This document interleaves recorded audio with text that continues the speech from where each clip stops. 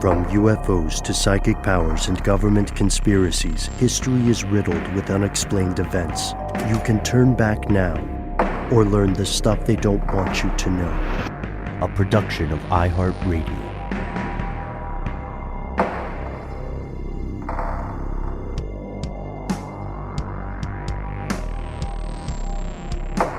Hello, welcome back to the show. My name is Matt. My name is Noel.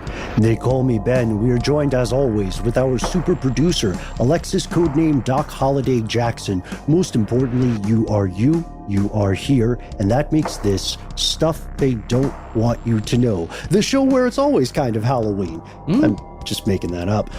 This is our listener mail segment for the week, and we have, like the Cenobite says in Hellraiser, we have such wonders to show you or to tell you about. We're going through history. We're running into some curses. We're into the future of troubling problems with privacy. Frankly, I don't know where best to begin. Would it be okay if I took a swing first with this ancient history stuff? Have at it. Have at it, my good man. All right, we're doing this with the help from our fellow conspiracy realist, Evan. Evan writes to us and says, "Hello, I'm wondering if you have done an episode on the burning of the Library of Alexandria. It's a fascinating topic," says Evan, "and has been said to send civilization hundreds of years back." Set civilization hundreds of years back. It's a common misbelief that it was all of a sudden burned, as I believe it was actually becoming very unpopular over centuries and then it was accidentally burned. Would society be at a different place today if it had still been kept intact? Are there any rumors of important documents that would have changed society today? Why didn't they just save all the physical copies as PDF files? That's a weird one, Evan. So Evan says, all joking aside, I believe there are many avenues to explore with this topic, and if it has not already been an episode, it would make for a great show. I agree. I think that's a fantastic point because the Library of Alexandria is one of those big historical what ifs. You know, we're all vaguely aware of it.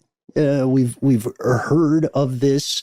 We know that human society in general has a bad habit with when it comes to book burning, or in this case, scroll burning.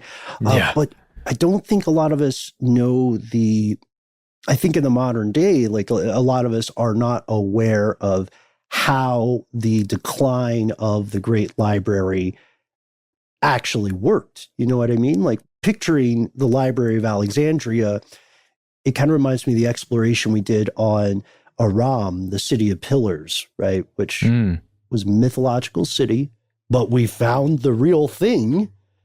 And it turns out that maybe it just looked more impressive back then because the people who finally happened upon it were often starving to death and had, lost members of their caravan along the way. So maybe the library, if we saw it in the modern day, maybe it wouldn't have been as impressive as it was to people of the time.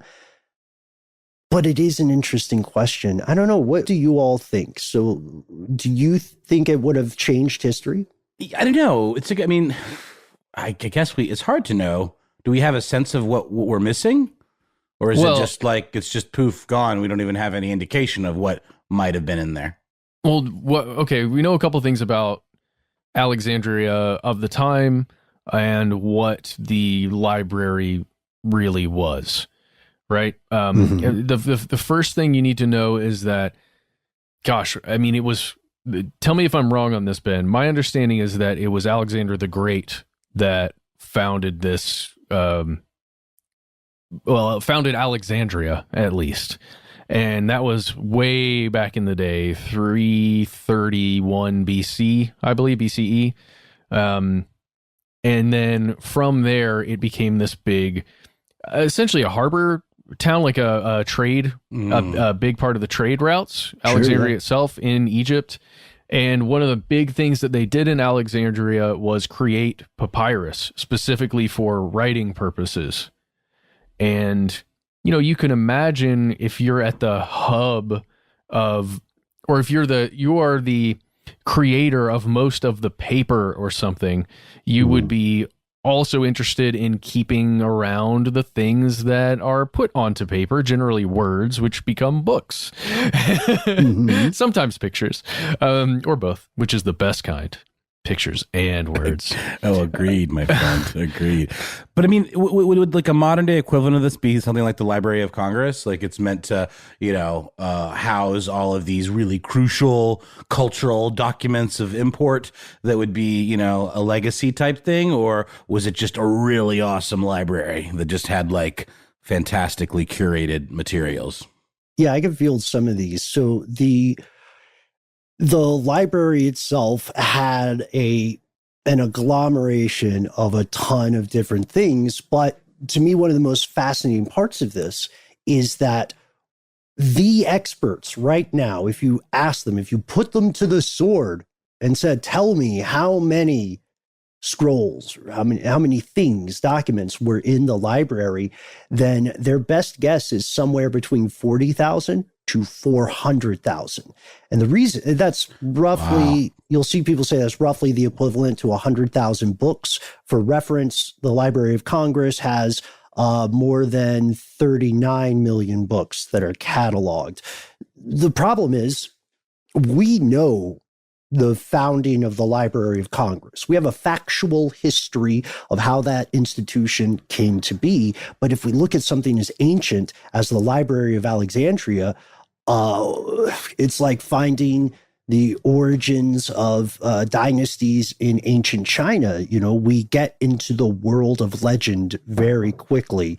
We know it wasn't the first library of its kind, but there are mythical elements to the origin story.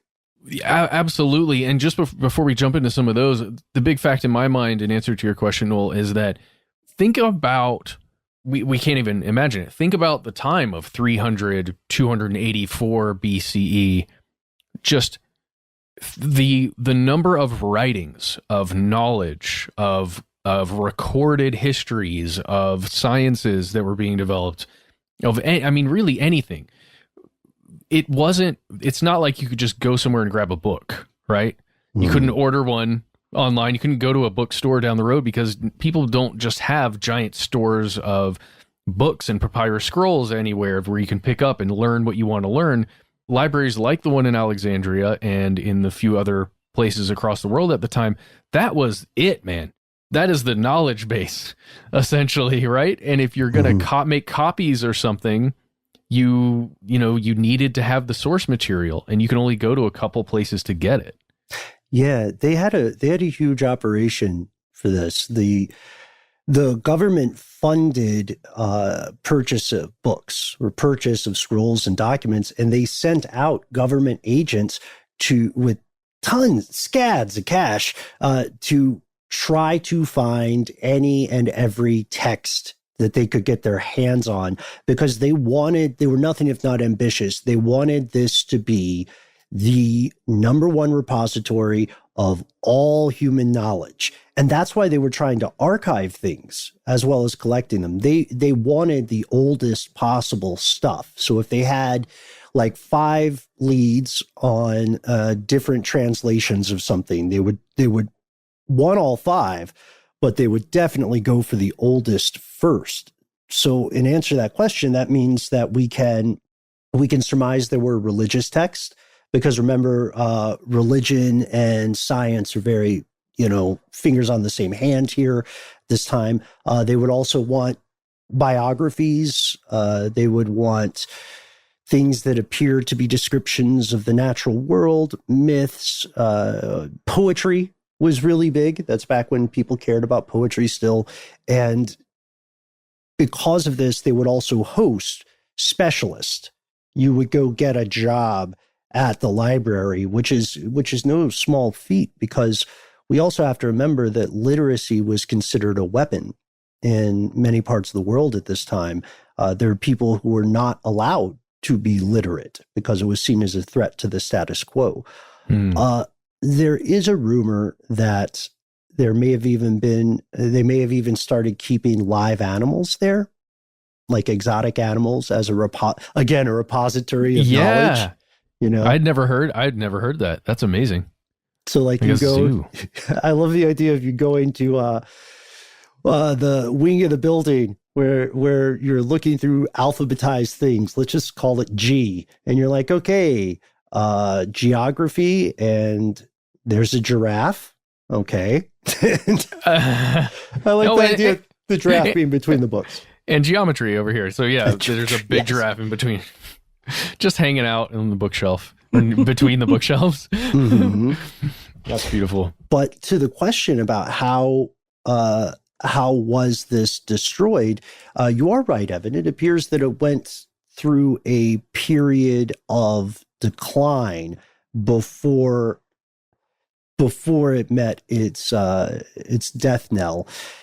We know that it was accidentally burned by Julius Caesar around 48 BCE, but we don't know how much of it was completely destroyed, how much could have been salvaged or rebuilt shortly after in a recovery phase. We know that it dwindled. Public support and funding were being pulled around 260 CE, the mid 260 CE. Membership at the library stopped being an option. And then over the course of rebellions, counterattacks, domestic unrest, sometime between 270 and 270 CE, experts believe whatever remained of the library was destroyed. But it wasn't like some equivalent of a terrorist came to an existing successful institution and then burned it to the ground. It just kind of ended with a whimper instead of a bang. Well, okay, so that's really interesting. I had read elsewhere, it's not the best source. It was medium.com, but, and I couldn't find the sourcing for it. But the impression of this writer was that exactly what you're saying is correct about the first time it accidentally burned in that time frame. But then this author is saying that with the decline of Egypt under Roman rule, which is what you're talking about, that's what kind of caused it to have that downturn in funding and support and all of that stuff. But then Alexandria revolted against Roman control, I guess, and there was that battle, or the battles that ensued after that, is what caused it to burn. I wasn't sure if you guys found anything about that. Yeah. Again, it's a little tricky because we're examining the story of something that has a partially legendary origin tale. You know what I mean? Yeah. And then we have to consider the Great Game of Telephone, all the intervening agendas of people who are reporting on this over the millennia. We also have to say, we also have to point out that it's a weird question because it turns out that a lot of the information at the library, not everything, but a lot of the information there existed in other places. Like a minority of stuff was actually lost for good forever. That's kind of what it seemed like would be the case. That was sort of what I was getting at early on, where it's like, surely there were backups, or, it would, even if it's hand copied, you think they would have made more than one if these things were really, culturally significant. Well, one of the main things, I think Ben mentioned this, but one of the main things they would do at the library is make copies of books and things that were coming in. It makes me think of the Game of Thrones, where the Citadel, where the the maesters all hang out, and the library is this amazing. I bet you it was even modeled after something like that. And there's a lot of those scribes, or the library, maesters are copying manuscripts by hand. Yeah. And just speaking of backups, there was a second library that was essentially an overflow library. Mm-hmm. I'm going to pronounce it incorrectly. Serapeum, Serapeum maybe. And it did a lot of things, but one of the major things it did was take care of the overflow from the Library of Alexandria, because there was so much just going into that place. And I'm assuming, we don't know for sure, but I assume that there was quite a bit of backing up of documentation. That one did survive another like 120 years after the Library of Alexandria burned, at least allegedly. Yeah, and that's the thing. I love that you're pointing this out. Don't think of the Library of Alexandria as just a supersized version of your local library.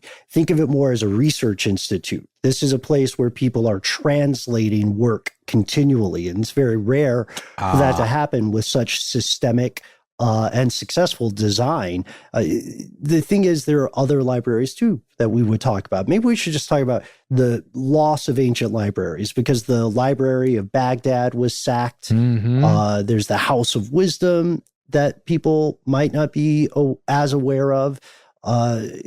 It is an enormous loss to history, but it's a very difficult question for us to answer when we say, what would the world have been like? I mean, revisionist or alternative history aside, to answer that question, we would need to have a little bit better idea of what was in there that was lost to time, you know? It's the old chicken or the egg question, or something. The papyrus or the page. Yeah, boom, Ben. Way to like date that. it. Way to make it era appropriate. This is, I mean, I sorry to harp on this, but it does feel like there is a parallel with the National Archives and the Library of Congress, and just the idea that like this is a repository of all the stuff that we think is important enough to keep and tag and put a number on. But I'm sure there's digitization efforts involved now, just in case, there were an attack or, God forbid, a waste paper basket fire that, poof, took the whole thing up. They probably do have those PDFs that the listener was talking about. Ooh, I hope they have a secret room in Iron Mountain. I'm sure they have like real rooms in Iron Mountain that are public knowledge, but how fun would a secret room be? A secret room in a secret mountain. This is the B site, the Iron Mountain, that nobody knows about. So we may well dive into these strange mysteries of ancient libraries, their destruction, and how that destruction did or did not influence the modern day. But before we do that, we're going to pause for a word from our sponsors, and then we'll hear more from you, specifically you.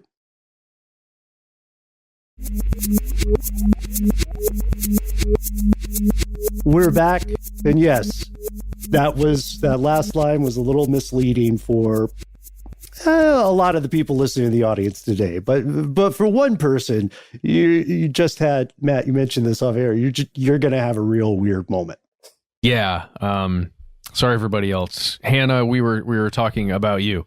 Hannah actually just sent us a link. That is all that was included in her email. It was a link. She didn't need to greet us. She didn't need to tell us anything about it. She just said, "Hey, look over here at this." I said, "Okay," popped it open, and this is what I found. It is a Guardian article, The Guardian, in fact, and the title is "Tourist Returns Stolen Artifacts from Pompeii After Suffering Curse." Ooh. Yeah, you know how we like curses here on stuff they don't want you to know. Please do not cast any upon us, but we like discussing them. Specifically, was it King Tutankhamun's curse that we looked at back in the day? I think that was the one. Yeah. That sounds right. Maybe a few others. What happens when you meddle with something ancient that deals with or that had something terrible occur to it or around it or to the humans that used it? Well, that is the case here. Let's jump into the article just a little bit. There was a tourist from Canada who visited Pompeii 15 years ago as of this month. And while she was there, she took 2 mosaic tiles and a piece of ceramics, and she took both of those things back with her to Canada after leaving Pompeii. First of all, let's not do this, everybody. Let's just make a pact right now. If you're in Pompeii or some other ancient city or place, let's not pilfer things from those ancient places. Wait, what? Uh-oh. Oh no, I think it's a noble thing to do. I just want to be honest. It's, things come up. Well, okay, it's something we should strive to not do.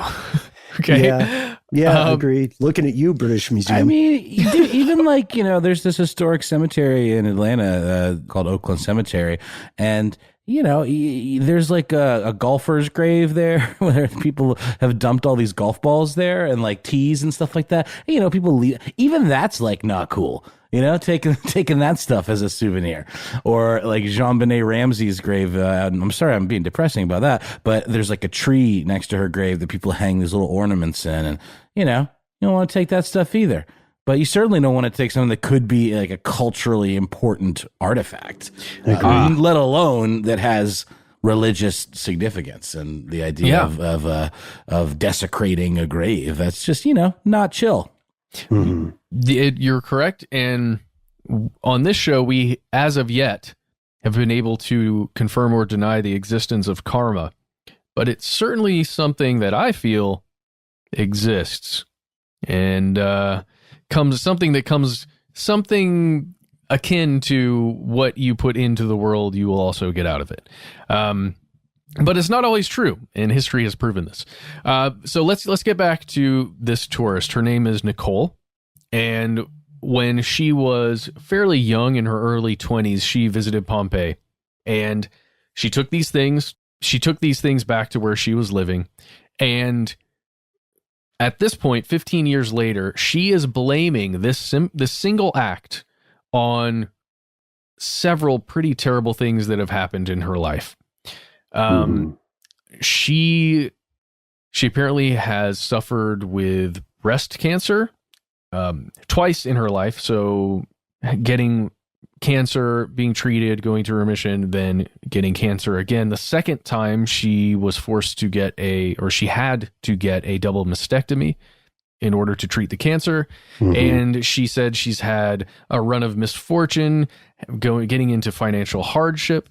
I'm sure in part from her medical expenses. Sure. And then she took these, put them in a package, sent them back with a note that said, please take them back. They bring bad luck. And she did apologize for the act of pilfering. And, it's one of those things like, at least she did the right thing and sent them back. Mm-hmm. Because not everyone does, and people take things from Pompeii all the time and other places. And I just want to jump to an article from 2014. Oh, and from all sources, Mail Online. But bear with me here. Oh gosh, it's not that bad of a source, but my goodness, if you try and navigate their website, mm-hmm. the ad placement is just insane. I get what you're doing, Mail Online. You got to have those ads, but come on, I can barely read your articles. This is an article from 2014 that describes just how many people take things from Pompeii and return them. There's a 70-year-old woman who took something from, they call it the attraction. So it's like the actual city of Pompeii that was uncovered after Mount Vesuvius erupted, and it essentially encased most of everyone who was there in the city in ash, and the bodies were actually recovered after it was rediscovered years and years and years later. It's a very somber place, but this woman, 70-year-old woman, took something in 1964 and then returned it. And then in this article, the director of the archaeological museum there, at least I think that's who they're referring to, it does not actually say here, says they've been receiving hundreds of packages with hundreds of fragments for years, and they were considering setting up a special display, essentially, that was going to be all of the artifacts that have been taken and returned. It's really interesting. There's a specific fresco fragment that was taken, and the archaeologists there, they wanted to restore this thing. It's called the Casa del Fruteo, or it's on the Casa de Fruteo side, it's what it says. They wanted to restore this thing, but there were a couple important fragments missing, and one person who did take this important thing returned it, and they were able to put the thing together and restore it. I mean, that's nice, right?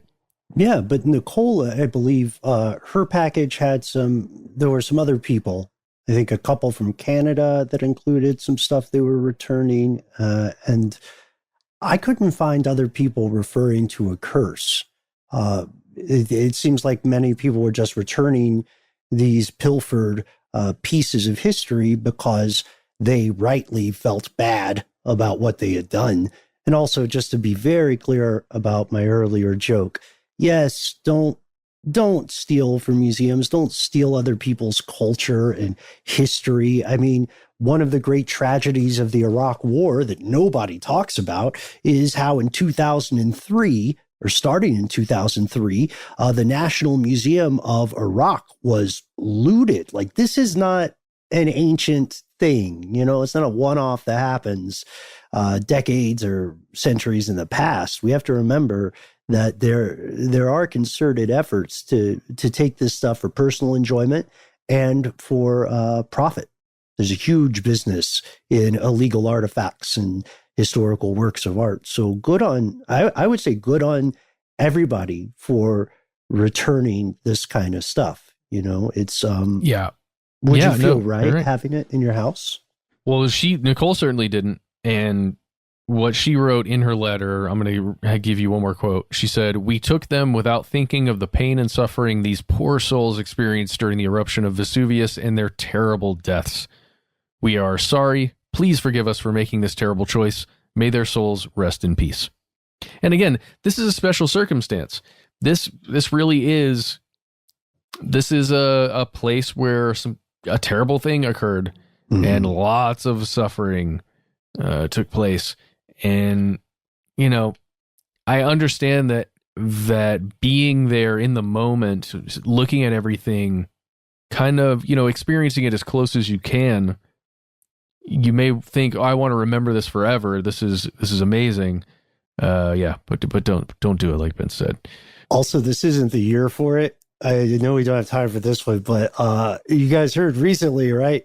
59 new mummies and a statue of a mysterious god were found in Egypt, and people are disinterring it. It's not the time.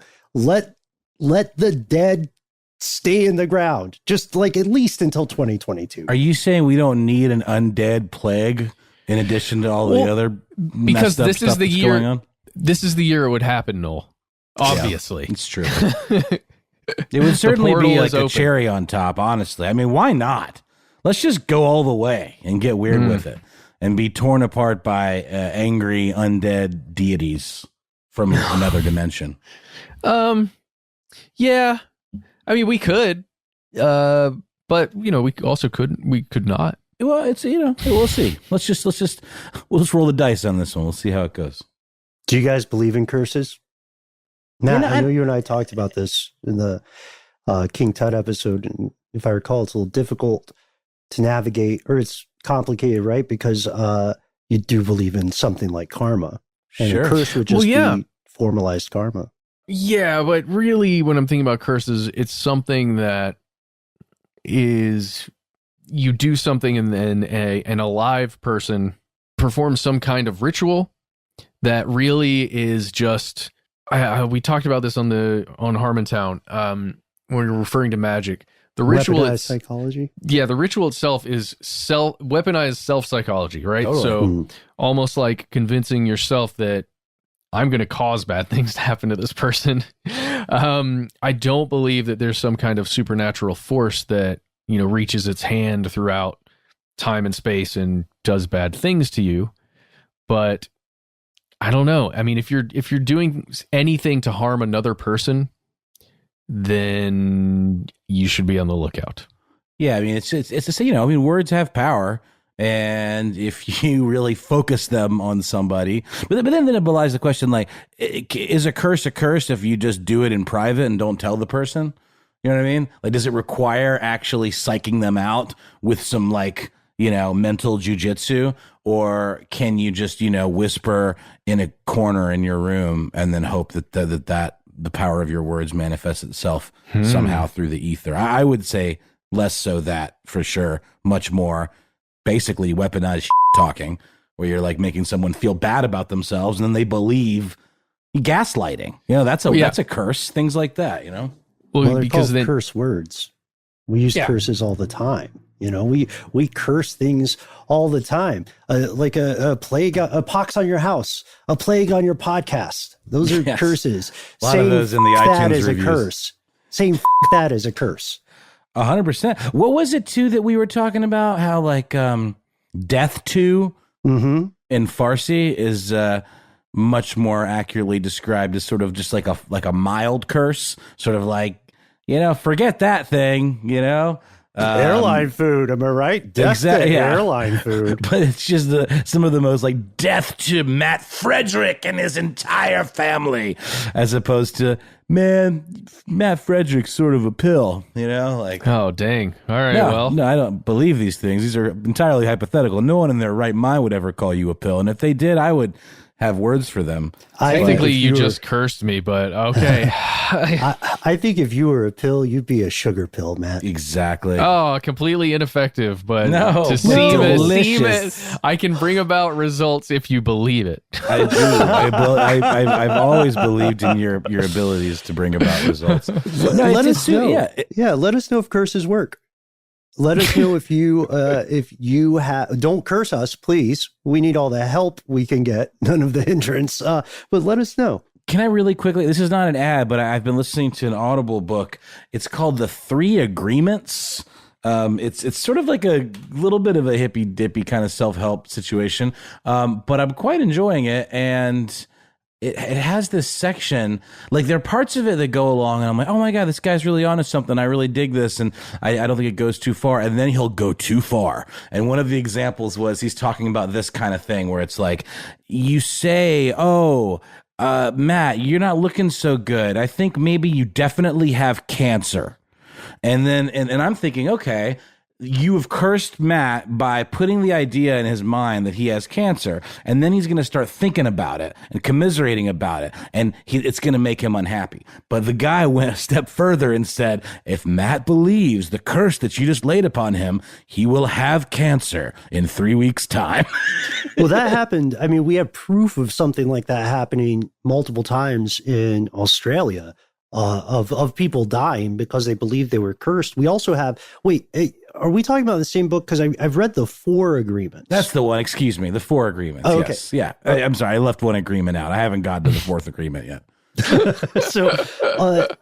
So I wonder though, because, curses can, I think we prove through one way or another, curses can be enormously powerful. It's the debate is whether we are comfortable calling that kind of psychology magic.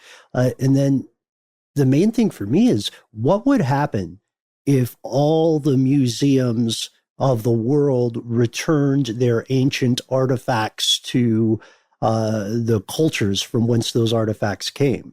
There's I think it was in the Hellblazer comics, John Constantine, where the writer has this fantastic line about the British museums where they said, this is where the empire drew the line and said, no more, we'll give you back the countries, but we're keeping this stuff.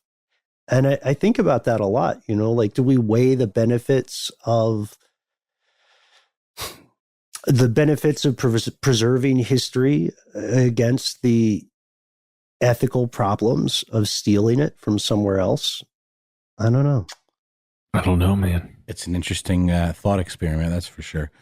But yeah, should we pop to a quick break and come back with another listener mail? Absolutely. Don't take things from UNESCO World Heritage Sites. And ad break. Don't take anything. Don't take stuff that's not yours. Why are we still anyway? Yeah, ad break.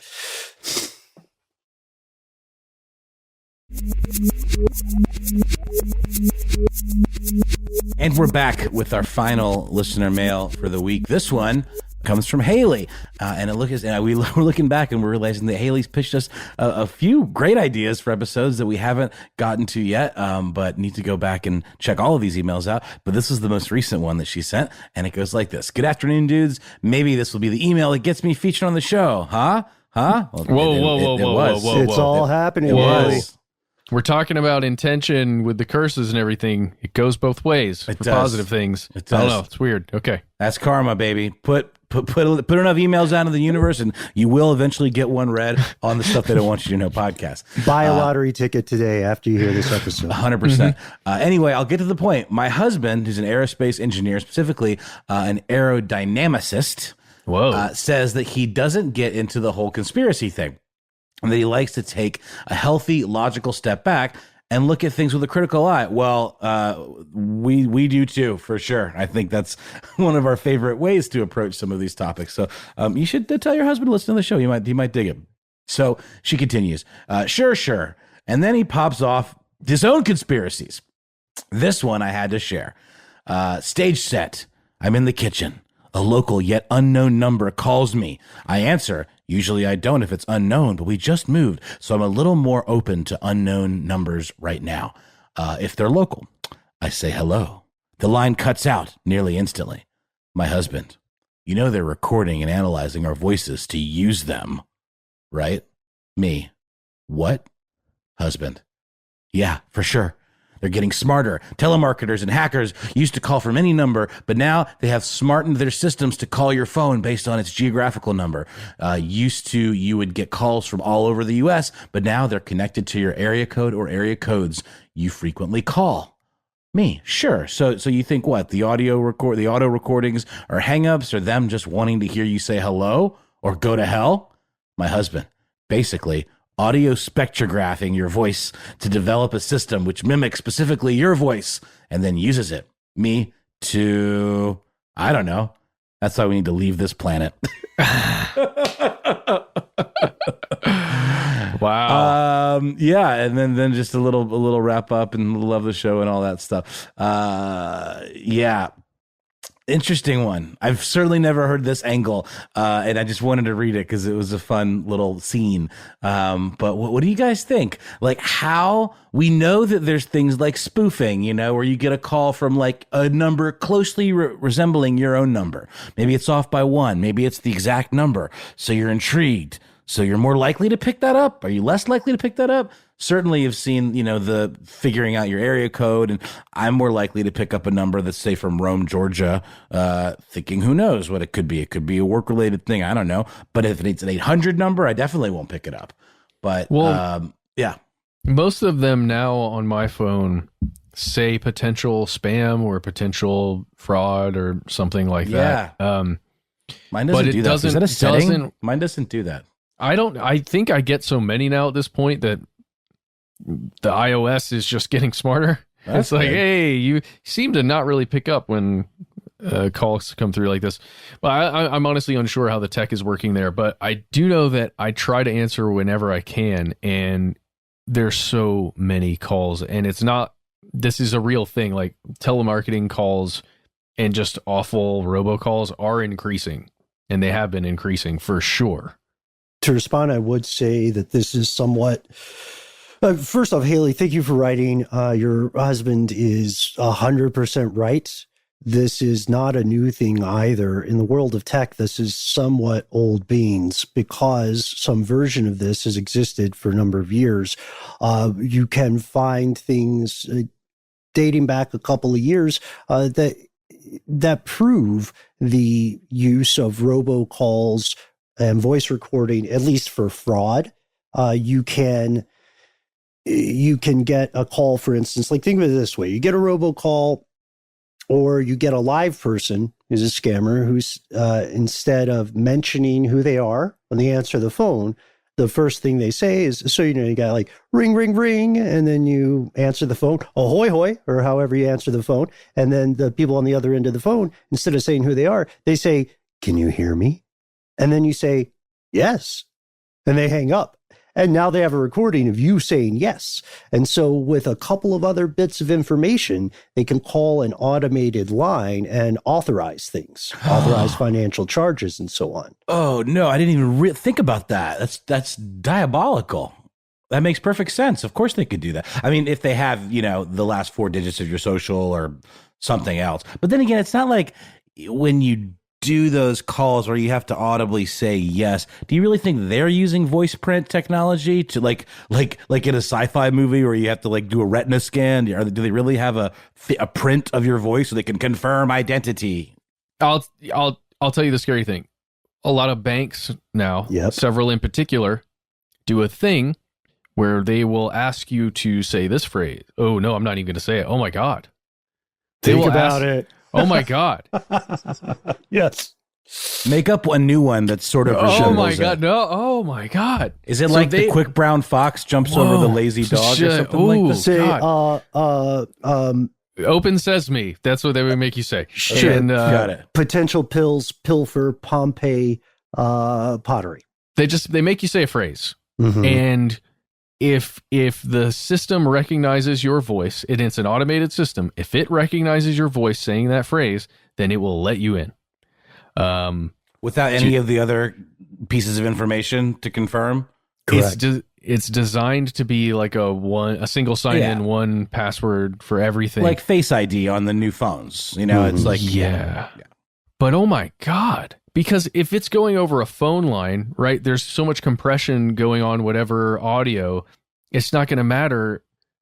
It's not going to matter if it's been compressed again. Oh my God, this is terrifying. No, that's true. And just for like non-audio nerds out there, that basically means like, you know, you have a recording that's a certain number of bits or whatever and like certain fidelity. And then when you transmit something, you know, as a MP3, for example, you're reducing the fidelity in a way, hopefully that isn't like unpleasant, or there's like, you know, a level of encoding that will make it small enough to transfer via email or stream or whatever. But a phone is like crushing it. It's essentially dismantling the sound and putting it back together in these like audio equivalents of like big giant pixels or something. And so you're right. Think about all the technology that's been, or the advances that have been made in like deep fakes. Or we saw a thing in even in Adobe Audition, the software that we use, or maybe it was a different one, where it was essentially Photoshop for audio, where I think there was some big presentation at one of those like Apple conference, the big ones, like I think this was Adobe. And they recreated someone's voice saying a bunch of stuff, and it sounded very believable. Mm-hmm. So having that print is like gold. That's a really good point. I didn't even think about this when I was reading the email. If they can get a catalog of people saying enough things, they could, you know, build a version of their voice to do what you're talking about with banks, maybe. Think about this. It goes much further than banks. Everyone listening, when you have called, let's say a credit card company, a bank, a utility company, or even maybe your student loans, if you have those, have you noticed the social engineering that is occurring on these automated lines? It is being sold to you disingenuously as a matter of your convenience. It is not. It is creating a new income or revenue stream for many of these institutions, because the agreements that you sign when you hop on with these services allows them to use your data in a ton of ways, and your audio data is no different. I myself, just personally, I have complained to institutions about this. It starts the way that Sesame Credit started, which I don't want to overuse that example, but the voice stuff was opt-in at first. And then it was opt-out, right? And now, for many people, you don't have a choice. You have to physically speak. You have to say a phrase to confirm a certain thing. There are places that I had been interacting with where I just continued to use the dial tone or touch tone stuff, even when it was taken off the menu. It was like I was ordering something off the menu at a restaurant. And then when it got to the point where I couldn't use just the touch tone stuff, and I got with a human or human-esque entity on the other line and asked them why this was happening, the question got dodged real hard. They're selling your voice. And they're maybe not for nefarious purposes. Maybe it's used to help voice recognition AI, which still has a lot of problems, right? All you have to do is look at captions on YouTube, but it's happening. It really is. And it is not necessarily a conspiracy theory. I mean, I don't know if it's even a conspiracy. I feel like it's not a cover-up. I feel like we, just in the conversation we're having, we're already on board with your husband, Haley, and I hope you are too. It didn't take but a hop, skip, and a jump to get there either. And I hadn't even really considered it, but we literally went there in real time. At least I did. To put a slightly less horrific bow on it, and looking into this, I came across this really cool article from Vice called "The Story of Lenny, the Internet's Favorite Telemarketing Troll." And it's about this chatbot named Lenny that has kind of developed this cult following. And it essentially like kind of beats the robocallers or telemarketers at their own game by sort of playing, Ben, what you might refer to as reindeer games with them, and sort of like some of the lines that you were talking about. Can you hear me? Hello, are you still there? Things like that sort of like elicit certain responses from either the AI or whatever you want to call it on the other end, or the human. And it's just sort of a way of kind of messing with them a little bit. And then, of course, obviously they're not going to get your voice because you're using Lenny. But it was developed in 2009. There's some an anonymous IT worker developed it because of frustration with the horrible job, frankly, that the FCC has done with regulating robocalls and all that. You're right, Matt. I mean, what happened to the do not call list? What happened to this not being a thing anymore? It's worse now than it's ever been, and much more what's the word? Predatory, like with the way it targets the elderly, and tries to get, identifying information for ripping people off for, their bank accounts or that. It just seems, I don't know, maybe I'm just seeing it more now, but this article this is from 2018, start with a stat that the New York Times had reported that there were 3.4 billion monthly robocalls at the time. Yeah, and it was up significantly. Exactly. That was 2018, right? So this is my theory. Tell me what you guys think. I think the telephone is an older technology, the actual telephone part of it. I think younger people are using the text features and social media and other ways to communicate with one another, because the actual phone calling feature on these phones is used by an older generation, older people, that these predators really, in some cases predators, in some cases it's people trying to do a legitimate business through phone calls, and hopefully 1 out of every 500 picks up and says, and actually talks to them. I think they're focusing on the phone because it is the older generation. They had been with landlines for a long time, but now cell phones are old enough where there are going to be people in their, they were in their 40s when the cell phone was invented. The first major cell phones that were accessible were invented. Now they're in their 60s, 70s, and they're more at risk, I guess, for at least the people who who have nefarious purposes. Sure. I wouldn't even call that a theory, though. Oh, 1,000,000%. Oh, okay. It's a perfect observation. And then you're absolutely right. And especially with things like the pandemic and people being home more and being able to kind of create, everything's crazy now, therefore I would be more willing to accept the potential of somebody offering me a helping hand, or are there being a problem with my bank? My mom got one from like Amazon, and I'm like, Mom, Amazon doesn't call anybody. Like, it just doesn't happen, but this Lenny chatbot, it's programmed with 16 stock phrases, and it's really simple. It just plays them in order. The first 4 are like kind of to encourage the telemarketer to continue on with their sales pitch. And then the last 12 phrases are played in a loop until the telemarketer hangs up in a rage. So it's sort of is the idea to really just mess with them. And all it listens for, the only tech behind it really is that it listens for a 1.5 second pause in conversation, so it knows when to say the next phrase and begin the sequence of looped phrases.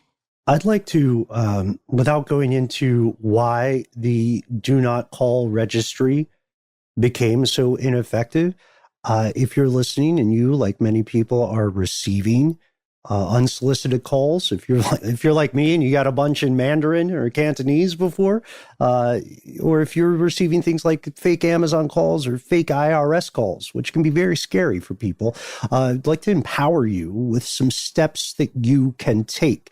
These con artists and criminals depend on you not taking the time to report them. That's what it is. It's time. The burden of this has been pushed onto the consumer or the victim. First, as I think we've established, when you get illegal calls or when you get these weird calls, just hang up. If you answer it and it feels off-putting, hang up. Don't give them the gift of your voice, just in case. And I know that sounds paranoid, but don't do it. You can also report calls still. That this part has not been dismantled. You can go to, very simple, donotcall.gov, or you can call 888-382-1222. They'll ask for a couple of things. They're all legit. They'll ask you to give your phone number. They'll ask to say when you received this unwanted call, and they'll ask whether it was a recorded robocall or if there's any other information you can give. They get a lot of reports for this. They are backlogged. I can only imagine there have been a bunch of funding cuts because advertisers, want to be able to do this. So there's lobbying against people not being able to be called. But there are real actionable fines. Violations are punishable by a little less than $42,000 per call when these folks get caught. So to be clear, it is illegal, like the practice in general. Any of it. What I'm saying is you don't get any of that money, of course, but the practice is illegal, but there are a lot of loopholes. But phone solicitation isn't illegal. Like my friend of mine used to work for the Fraternal Order of Police, that organization that has like the stickers for supporters. It looks like a badge. I don't know exactly what they do. It's literally, I think like a lobby kind of for cops or like a nonprofit that raises money for, I'm not sure exactly. The point is he did cold calls. Is that legal? Like that's legal, right? It's just the robocalls and the, I truly don't. Obviously, it must be if it's a organization that employs humans. Yeah, even if you do get yourself on the National Do Not Call Registry, there are charities that can call you, political groups, obviously debt collectors, people doing national surveys, local surveys. They may call you, and there's some people that the Do Not Call Registry isn't effective on. Mm-hmm.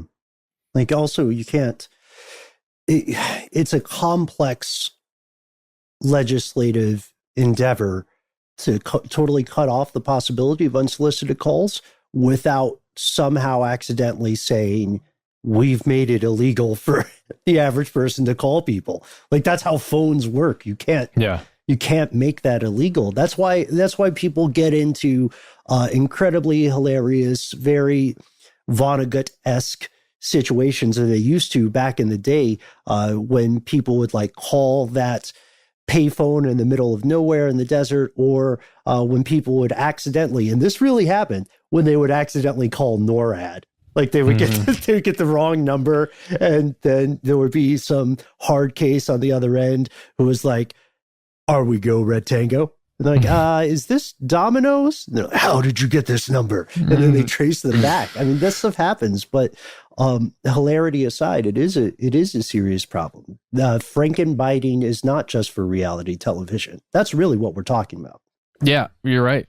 Or stealing podcasters' voices and using them for nefarious purposes. Don't do that, please. I want to tell you guys really quickly, I don't know if you've seen this thing called Robo Killer that has been around for quite a while. Mm-hmm. No, but it's a really awesome name. Yes. I believe it's an app. I know it's a website. Yes, it's an app you can put on your phone. And it's really cool. It's identified 1 million plus spammers and other groups that make calls all the time. Frequently, those groups that are calling are spoofing their numbers, so it looks as though it's coming from a local number or from somewhere else. And it wouldn't be easily identified as like, oh, that's a spam number. But what RoboKiller does is it's got a database of all of these groups and numbers, and then it recognizes them as they're coming into your phone, and it answers them essentially as the app, and it will give you a notification and it'll tell you, hey, a fake Apple agent just called you, but we stopped it. And one of the best things is that it does what Lenny does, the thing we were discussing earlier. It actually will keep a telemarketer or somebody, whoever it is, on the phone for as long as it can to get as much information from that line as it can. So it's basically a reverse. What is that called? It's going to do what the spammer is trying to do to you.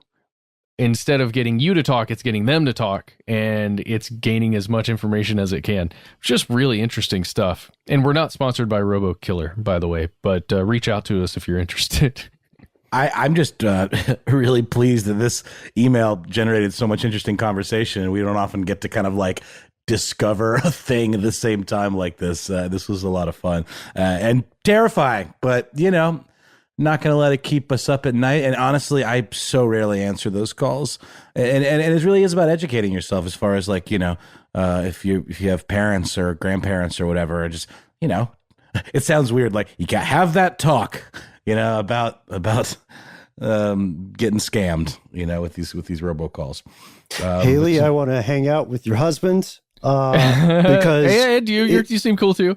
Yeah. Oh yeah. Let's hang out with everybody because, this is one of those things that it's, we basically predicted this in previous episodes, but we have to remember, everybody lives in a bubble of their own. So if you have someone in your life who is maybe a little bit of a technophobe or not on the cutting edge, do help them out with this. Do let them know that there are resources. There are ways to empower oneself. And most importantly, I would say, remember, no matter what it sounds like, you do not know who is on that other end of the phone, right? Who's on the other side. And you don't know how many other ears are between you and that ultimate other side.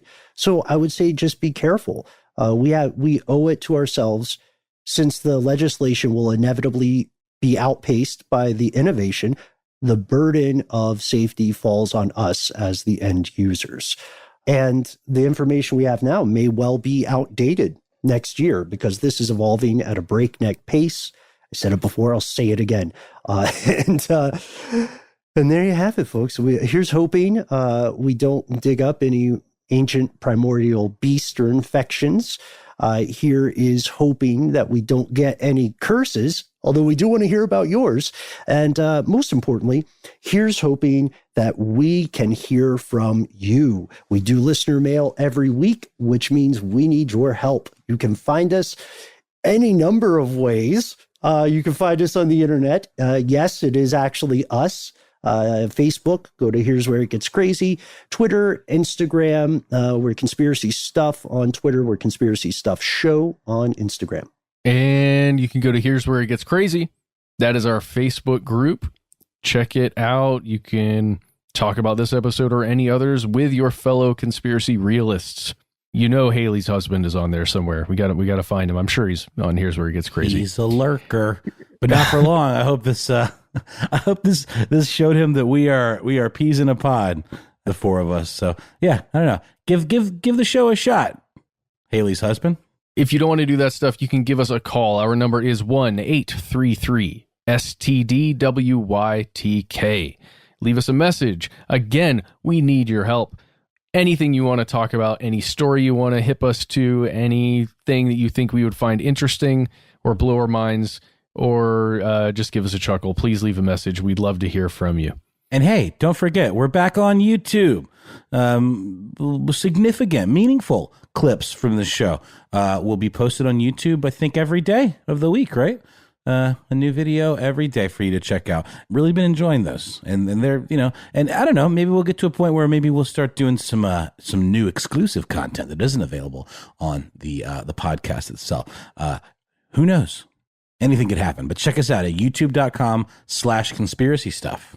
And hey, if you want some conspiracy stuff swag, go to TeePublic.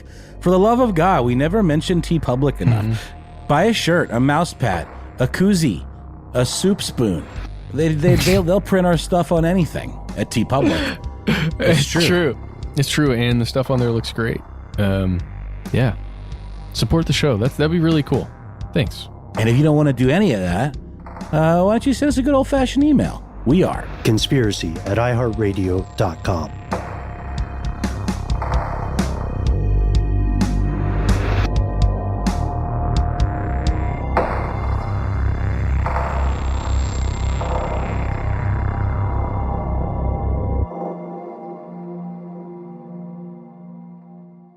Stuff They Don't Want You to Know is a production of iHeartRadio. For more podcasts from iHeartRadio, visit the iHeartRadio app, Apple Podcasts, or wherever you listen to your favorite shows.